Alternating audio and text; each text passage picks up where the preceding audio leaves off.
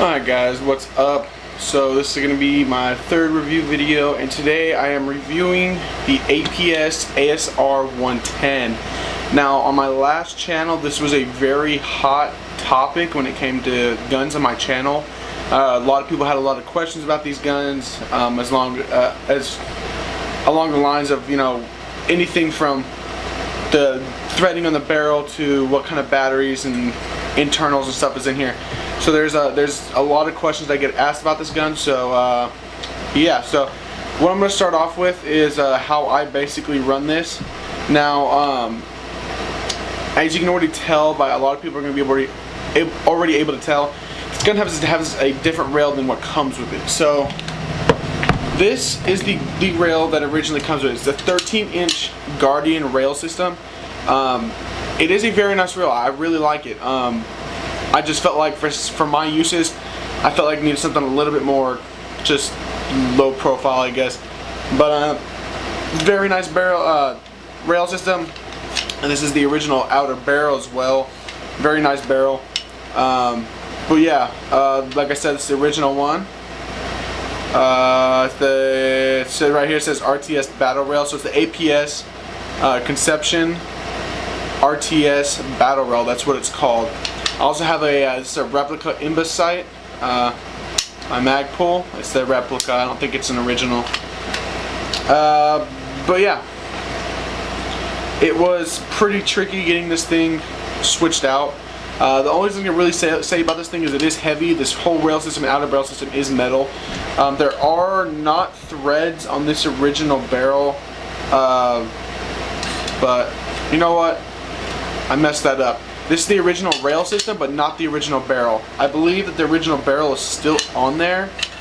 Yeah, it is because of the flash hider. But other than that, rail system is pretty heavy. But yeah, not a whole lot. There's a couple sling attachments right there.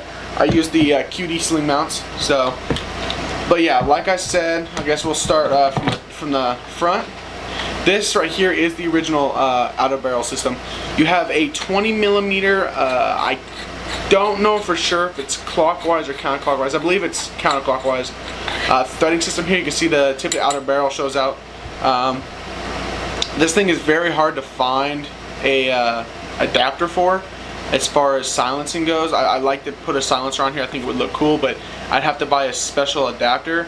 I'm not really sure which one you need. So if you have any questions about that, I'm not the one to answer that. I'm not really 100% sure what adapter you'd have to buy. I'm assuming you'd have to buy the 20mm to 14mm adapter, but I'm not 100% sure. So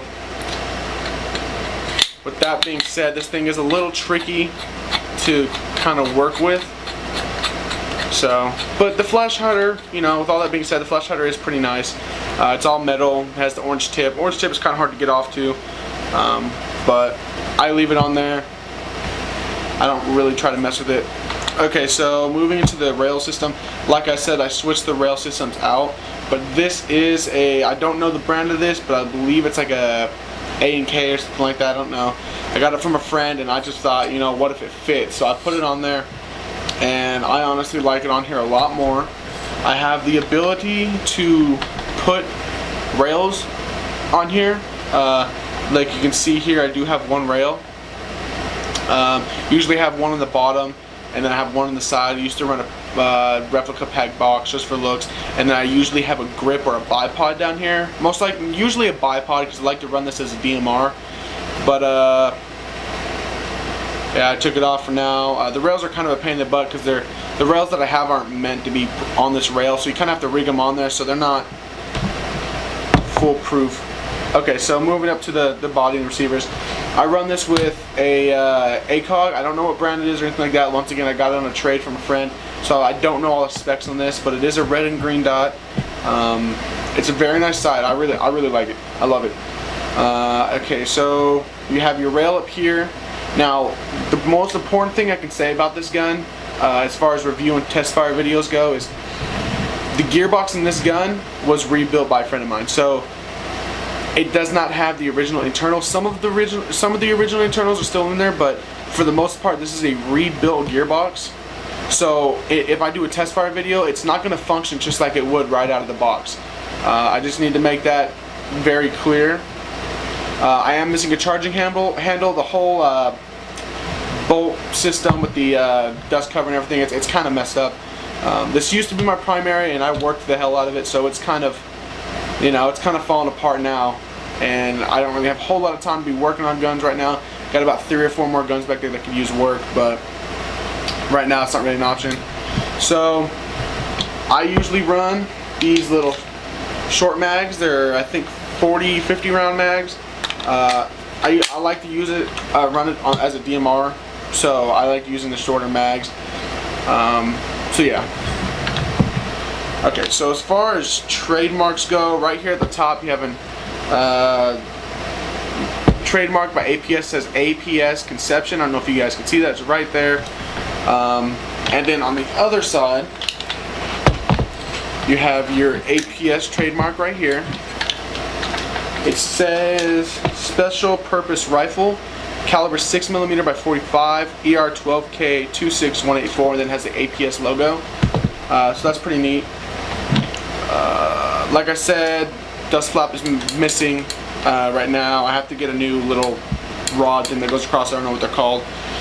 Spring tension release. I don't think it works on the actual rifle. It may, but I don't think it does.